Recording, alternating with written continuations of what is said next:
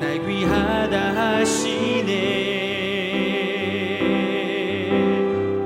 나는 오늘 피었다 지는 이름 없는 꽃과 같네. 바다에 있는 파도 안개와 같지만 주는 나를 붙드시고 부르짖음 들으시며 날 귀하다 하시네.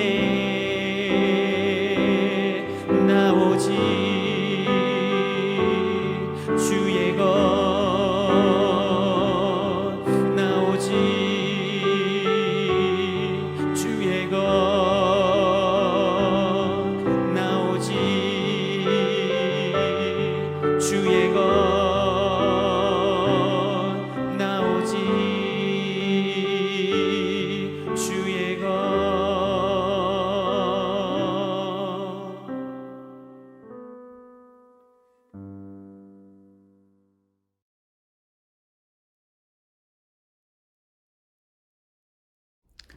샬롬. 오늘 아침 우리가 함께 묵상할 말씀 마가복음 8장 27절에서 34절입니다. 제가 봉독하겠습니다.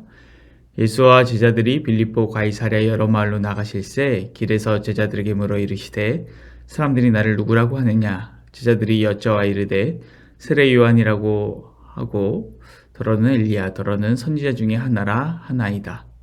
또 물으시되 너희는 나를 누구라 하느냐? 베드로가 대답하여 이르되 주는 그리스도시니이다 하매 이에 자기의 일을 아무에게도 말하지 말라 경고하시고 인자가 많은 고난을 받고 장로들과 대제사장들과 서기관들에게 버림받아 죽임을 당하고 사흘 만에 살아나야 할 것을 비로소 그들에게 가르치시되 드러내놓고 이 말씀을 하시니 베드로가 예수를 붙들고 항변하매 예수께서 돌이키사 제자들을 보시며 베드로를 꾸짖어 이르시되 사탄아 내 뒤로 물러가라. 네가 하나님의 일을 생각하지 아니하고 도리어 사람의 일을 생각하는도다 하시고 무리와 제자들을 불러 이르시되 누구든지 나를 따라오려거든 자기를 부인하고 자기 십자가를 지고 나를 따를 것이니라. 아멘. 오늘은 우리가 모두 잘 알고 있는 베드로 신앙 고백 사건에 대해서 살펴보겠습니다. 사실 오늘 이 본문이 강조하는 강조점은 베드로의 신앙 고백에 있는 것이 아니라 예수님께서 첫 번째로 이제 자신의 죽음과 부활에 대해서 제자들에게 말씀하셨다는 것에 있습니다. 그러나 우리는 베드로의 신앙 고백 이것으로 좀 더 알고 있죠. 또 각 복음서마다 강조점이 다를 수 있는데 우리가 알기는 이 마가복음에서는 더욱 예수님의 죽음과 부활에 강조점이 있습니다. 자, 여러분 설명했던 것처럼 예수님을 따르는 것, 이 제자도에 관한 아주 중요한 물음들은 길이라는 장소에서 벌어집니다. 27절입니다. 예수와 제자들이 빌립보 가이사랴 여러 마을로 나가실새 길에서 제자들에게 물어 이르시되 사람들이 나를 누구라고 하느냐? 예수님은 이 길에서 제자들에게 사람들이 예수님을 무엇이라고 하는지 물으십니다. 그러자 제자들이 사람들이 예수님을 무엇이라고 생각하고 있는지 말합니다. 28절입니다. 제자들이 여짜와 이르되 세례 요한이라 하고 더러는 엘리야 더러는 선지자 중에 하나라 하나이다. 세례 요한, 엘리야, 선지자 중에 하나 이렇게 말하죠. 이제 예수님은 제자들이 예수님을 무엇이라고 생각하는지 물으십니다. 그때 베드로가 이렇게 대답합니다. 29절입니다. 또 물으시되 너희는 나를 누구라 하느냐? 베드로가 대답하여 이르되 주는 그리스도시니이다 하매. 주는 그리스도입니다. 이게 베드로의 대답입니다. 자, 여러분 이제 생각해 봅시다. 주는 그리스도십니다. 베드로의 고백은 합당합니다. 그리고 사람들이 가진 예수님에 대한 인식은 조금은 틀렸습니다. 예수님은 세례 요한도 아니고 엘리야도 아니고 또 그리스도로서 선지자의 직분을 행하시는 것은 맞지만 선지자 중에 하나 정도가 아닙니다. 선지자와 왕과 제사장의 직분을 모두 행하실 뿐 아니라 이스라엘이 그토록 오랫동안 기다려온 메시아 그리스도이신 것입니다. 그런데 이 사실을 사람들은 모르지만 이 제자들이 알고 대답했습니다. 이때 여러분들이라면 어떻게 하시겠습니까? 아이고 잘했다. 이제 그 사실을 너희가 이제 알았구나. 그럼 이 사실을 온 세상에 널리 알려라. 이렇게 하지 않으시겠습니까? 그런데 예수님 어떻게 하시죠? 30절입니다. 이에 자기의 일을 아무에게도 말하지 말라 경고하시고, 오히려 예수님은 아무에게도 말하지 말라고 경고하십니다. 여러분 어떻습니까?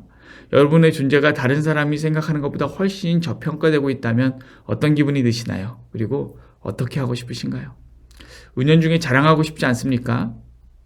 여러분이 학창시절에 전교 1등만 했는데 사람들이 당신 학창시절에 반에서 1등만 했다면서요? 그러면 아니 반이 아니고 전교에서 1등 했습니다. 이렇게 정정해주고 싶지 않나요?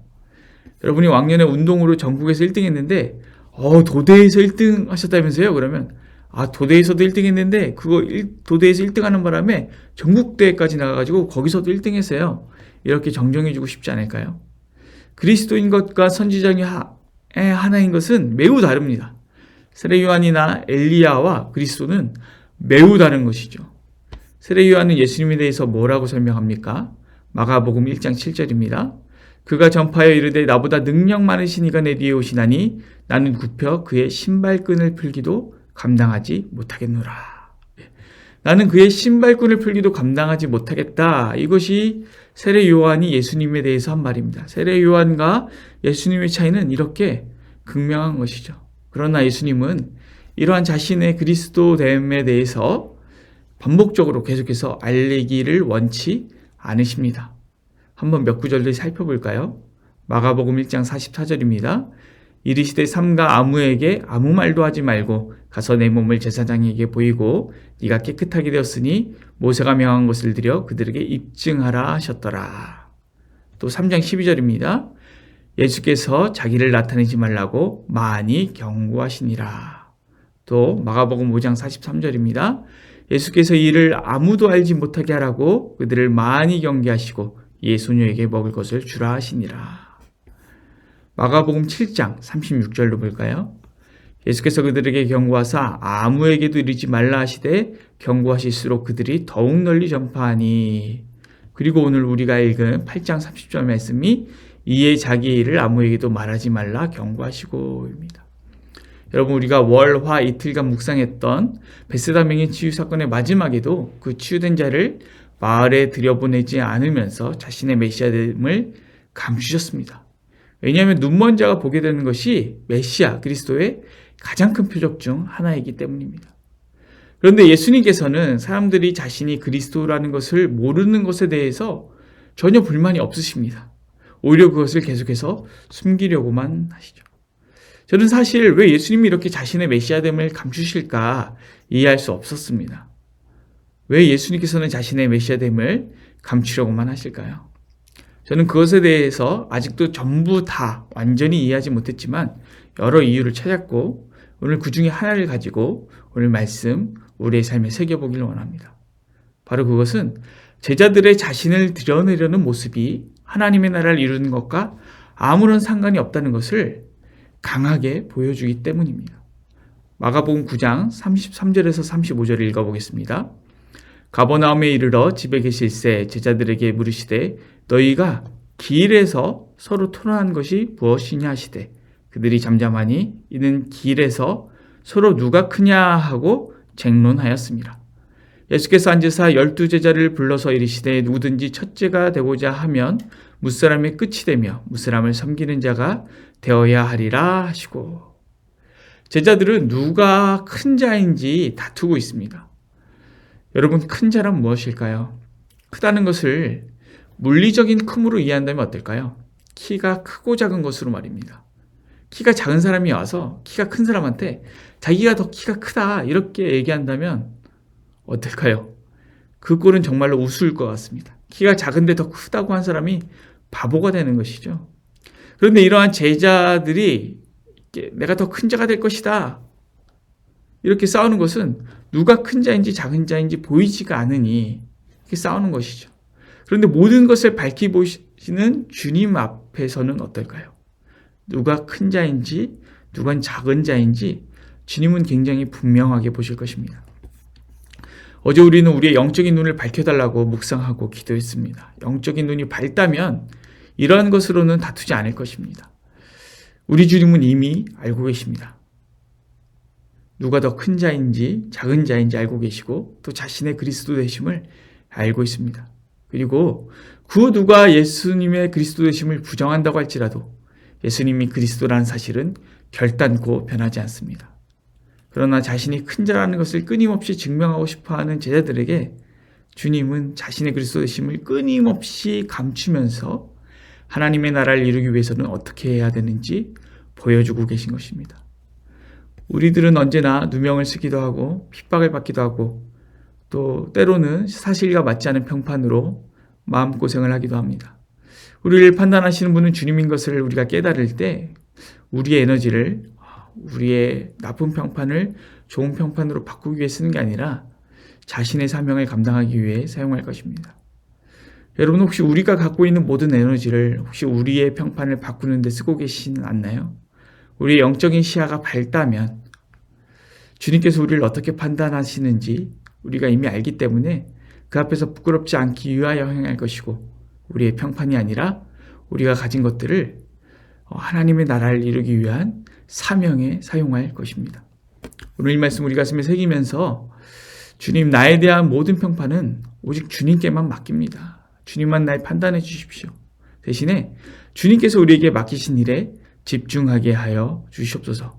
오늘 주님께서 나에게 맡기신 사명이 무엇인지 점검해보고 오늘 내가 그것을 행하시기로 결단했으면 좋겠습니다. 기도하겠습니다. 사랑이 많으신 하나님 감사합니다. 오늘 우리는 우리의 평판에 우리의 마음이 마구 흔들리고 또 더 좋은 평판을 받기를 갈망하며 살아가고 있습니다. 아니 그러나 그 모든 것은 주님께 맡기고 우리가 주님께 받은 사명 그것에 집중할 수 있도록 하나님 우리에게 은혜를 베풀어 주시옵소서. 감사를 드리며 예수님의 이름으로 기도드립니다. 아멘. 오늘 도고 기도는 유초등부를 섬기는 모든 분들을 위해서 그리고 유초등부 아이들을 위해서 기도하며 나아갔으면 좋겠습니다.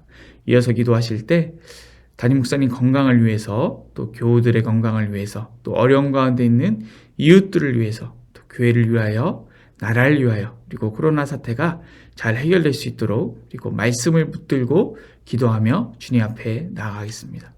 기도합니다.